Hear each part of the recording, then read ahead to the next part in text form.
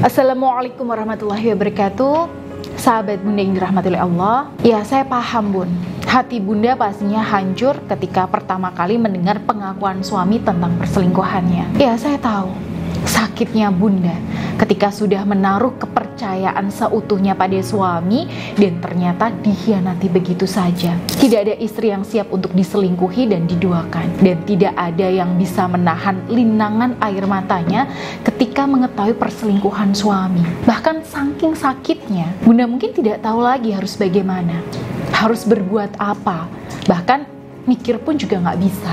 Di fase ini banyak di antara kita yang tenggelam dalam emosi, terpuruk dan gak tahu harus bagaimana. Ya, ada istri yang berusaha untuk tetap tampak baik-baik saja, tapi sejatinya hatinya itu sangat terpukul. Ada istri yang meluapkan emosi terus-menerus, dan ada istri yang memilih untuk diam, untuk menghindari keributan, dan masih banyak lagi. Ya, memang tidak mudah ada di posisi ini Bunda, terutama ketika Bunda itu masih merasa berat untuk memutuskan berpisah. Nah, karena itu ketika Bunda ada di posisi ini, ada beberapa hal yang Bunda perlu lakukan. Jadi yang pertama, ketika Bunda dalam kondisi yang hancur, maka akui saja.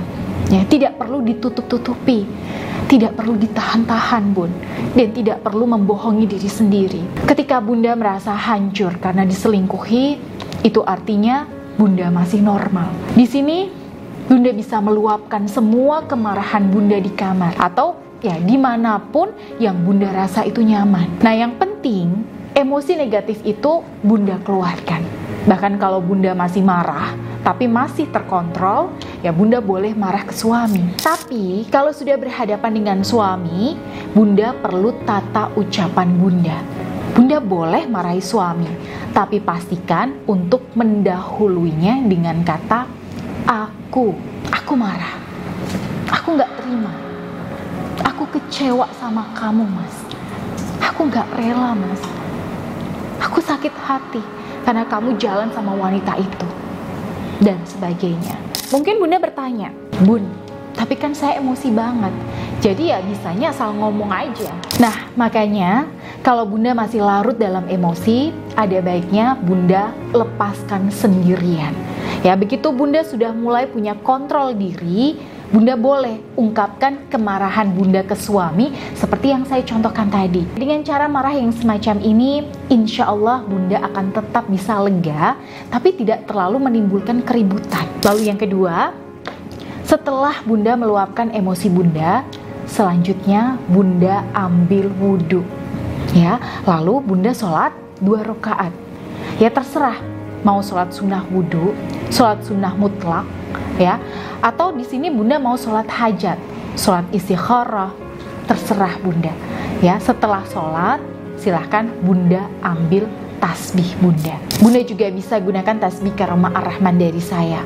Lalu Bunda sebut nama Allah berkali-kali. Semakin Bunda sakit hati, maka Bunda perlu makin banyak menyebut asma Allah. Insya Allah dengan berkah dari zikir yang Bunda baca, setidaknya emosi negatif Bunda bisa sedikit lebih reda. Kenapa bisa begitu?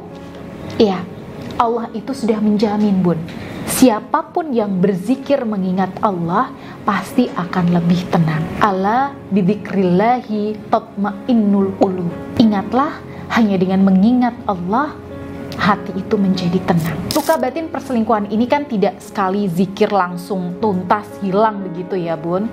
Karena itu zikirnya itu harus secara rutin dan istiqomah. Ya, ibaratnya nih Bun, seperti kendaraan yang habis tabrakan, ya, rusak parah dan dia butuh servis yang rutin dan intensif. Ya, begitu juga kolbu kita Bun, dia butuh diservis ya secara rutin dengan wasilah zikir. Itulah kenapa saya selalu anjurkan klien-klien saya untuk berzikir mengingat Allah dan terus bermunajat kepada Allah secara rutin pagi dan sore. Bahkan saya ijazahkan amalan dengan tasbih Karomah Ar-Rahman. Salah satu fadilahnya juga untuk menenangkan batin Bunda, membersihkan emosi dan aura negatif Bunda sehingga bisa berpikir lebih jernih dan bisa mengambil keputusan yang terbaik. Di banyak kasus, ketika aura kita bersih, maka biasanya masih ada harapan bahwa rumah tangga bisa diselamatkan. Untuk sementara, selama 1 atau 2 minggu, ada baiknya Bunda fokus dulu pada diri Bunda. Sampai Bunda di sini benar-benar lebih tenang, lebih tegar, dan lebih kuat, serta bisa menerima dan berdamai dengan takdir perselingkuhan ini, Bun. Baru ketika Bunda sudah lebih tenang, aura juga sudah lebih kembali terpancar, Bunda bisa mulai ajak suami bicara baik-baik. Nah, setidaknya itu beberapa langkah awal yang bisa Bunda lakukan ketika Bunda shock dengan perselingkuhan suami Bunda. Dan semoga bermanfaat dan silahkan Bunda bisa praktekkan. Ya, jika Bunda butuh dibimbing untuk melalui fase yang memang tidak mudah ini, maka Bunda bisa daftar saja melalui nomor yang ada di sini. Baik, saya Bunda Ayu. Wassalamualaikum warahmatullahi wabarakatuh.